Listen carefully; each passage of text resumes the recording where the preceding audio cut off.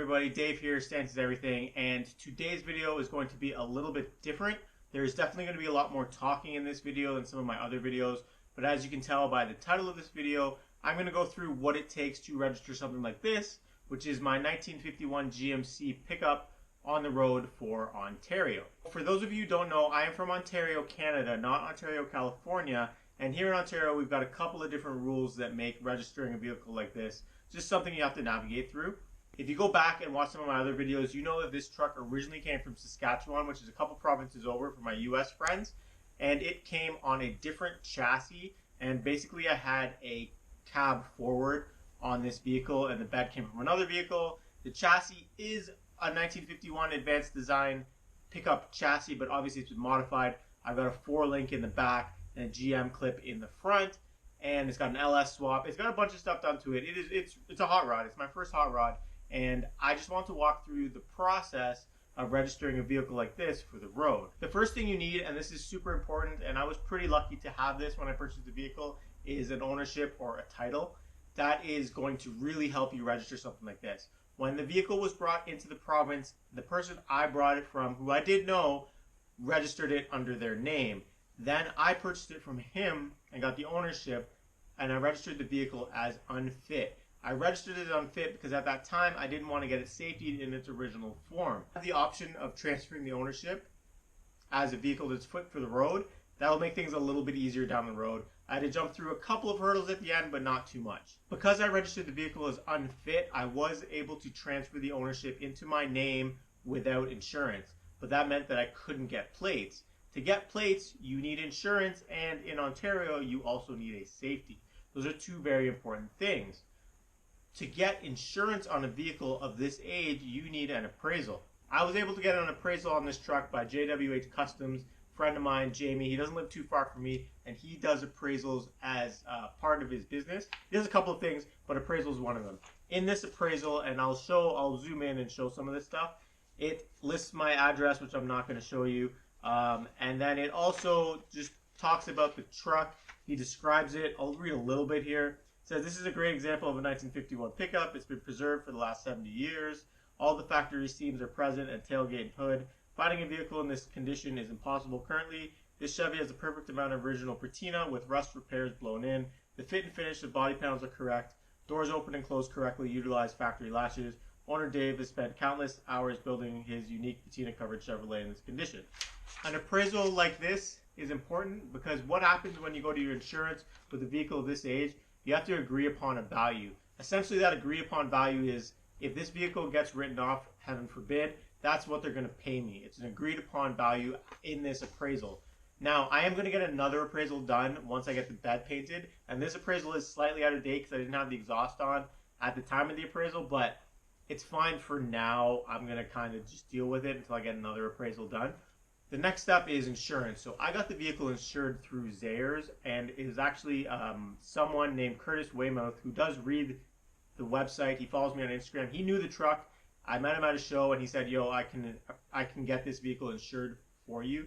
So I went through him. Airbags, engine swap, they were not worried about that at all. All they needed was the appraisal, and then I had to agree to the fact that I was going to use this vehicle for pleasure and not for work. So I can't really drive it to work every day. I have no kilometer limits. Really, the only thing is I can't use it as a work commuter, which is fine. I never really intended to do that.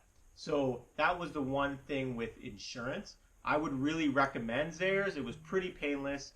All said and done, send the appraisal over. He reviews it. They underwrite it. I got a slip. And then I was on to the next step. The next step was to get a safety standard certificate. If you watch some of my previous videos, you know that I've done everything to make this vehicle safe. I have an e-brake, I have a horn, I have turn signals, I have brake lights. I have everything that is required of a vehicle of this age and then some. Honestly, there's 3 things this vehicle does not have that a modern vehicle would. Seatbelts, I haven't put those in yet, but I don't actually require them because of the year of the vehicle. When this vehicle was made, seatbelts were not an option. The next one is a third brake light. I don't have a third brake light in this vehicle. I do have it wired in. I just haven't found one that I like to put into the cab. I kind of want to put it in the back window, and I just haven't found one that I like yet. And then reverse lights. I don't have reverse lights. Again, they were not an option on this vehicle, and they're not required because of the age of the vehicle. Everything else I do have that is required to be safety. And the front end is from an 88 G body. The back end is a similar F body. It's all pretty new. I got 4-wheel discs. I have a knee brake, as I said. I have everything else, so getting the safety wasn't that big of a deal. However, I will recommend that you try and find someone who will safety your vehicle before you get down this path. I was lucky enough to find someone who was very close to me, so it wasn't a big deal to get the vehicle over to them for a safety and get everything all said and done. Once you have the safety, then you got to take a trip to the ministry. This is where I hit a bit of a snag. When my vehicle came from Saskatchewan to Ontario, somebody miswrote the VIN number.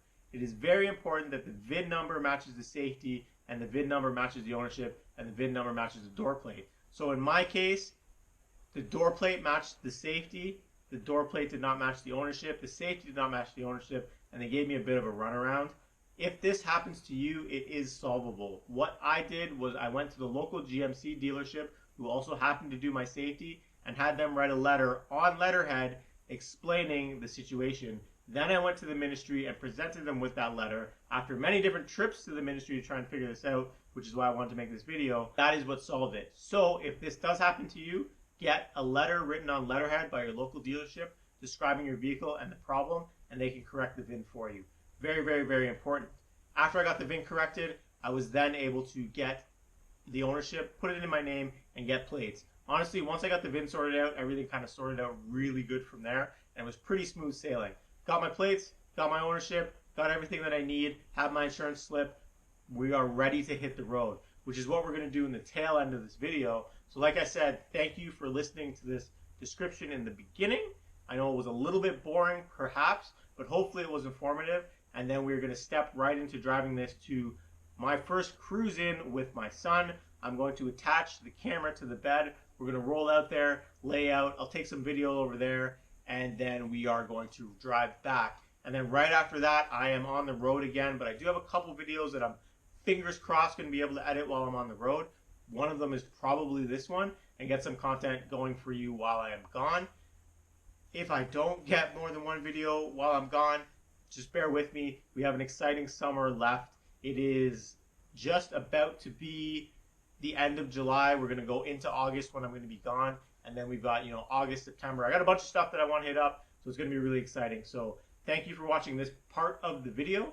Hopefully it has helped someone out there somewhere on getting their classic on the road. Again, if you have any questions, definitely jam them in the comments and I will try and help you out. I just went through all of this, so I know it pretty well, and I want to keep it available for all of you. Just, give some instructions, some advice, whatever you might need to get your hot rod on the road, let me know and I can help you out. I'll also link the people who helped me out with the appraisal and the insurance, and then hopefully we can get some more hot rods on the road in Ontario. So without further ado, let's jam the camera on the truck and get cruising. Pardon?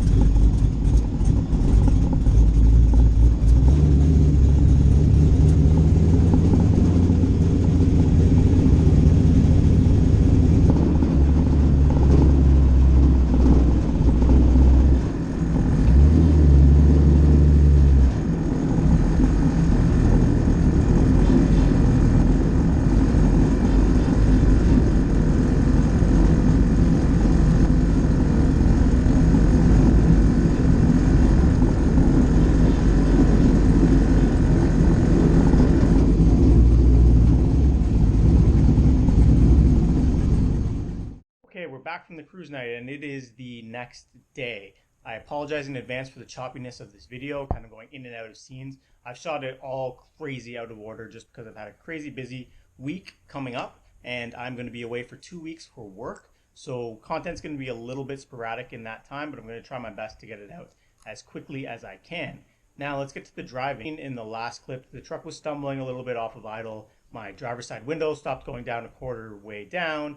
There's a bunch of teething stuff that I've got to break down with this truck, but we are on the road and the truck has safely returned from every trip I've taken it on to and from, so we're definitely going to shake down some of those issues. I'm going to redo this list here because it's out of date, and we're going to tackle a bunch of these issues to get to a show later in the season. Some of you probably have a good idea of what that show is. For the rest of you, I'm not going to spoil that secret just yet. You're just going to have to wait and stay tuned, and we're going to tackle as many shakedown problems as we can before that show, because that show is going to require a bunch of highway driving, and I want to make sure this thing is in good shape because I don't want to break down on the way to that show, because I also need to cover it for Mini Truckin' Magazine.